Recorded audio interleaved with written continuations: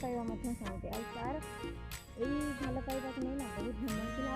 ଆଉ ଦେଖିବାକୁ ବହୁତ ସୁନ୍ଦର ଥିଲା। ସେଥିପାଇଁ ନା ତାର ଆହୁରି ବି ସୁନ୍ଦର ଥିଲା। ଦିନେ ନା ସେ ରାଜ୍ୟର ରାଜା ତାଙ୍କୁ କହିଲେ କି ମୋ ରାଜସଭାକୁ ଆସ, ଆମ ରାଜସଭାରେ ନା ତମେ ନୃତ୍ୟ କରିବ।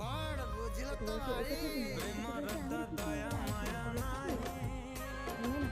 ଆଉ ତା କଥା ନୁହଁ, ରାଜସଭାରେ ସମସ୍ତେ ବସିଥିଲେ ତ ସେ ନୃତ୍ୟ ପରିବେଷଣ ମଧ୍ୟ କଲା। ଆଉ ଯେତେବେଳେ ସେ ନୃତ୍ୟ ପରିବେଷଣ କରୁଥିଲା ସେ ରାଜସଭା ନା ଯେମିତିକି କୁହନ୍ତି କରତାଳିର ଶବ୍ଦରେ ଗୁଞ୍ଜରିତ ହୁଏ। ସେ ସମସ୍ତେ ବାହା ବାହା ମଧ୍ୟ ଶୁଣନ୍ତି।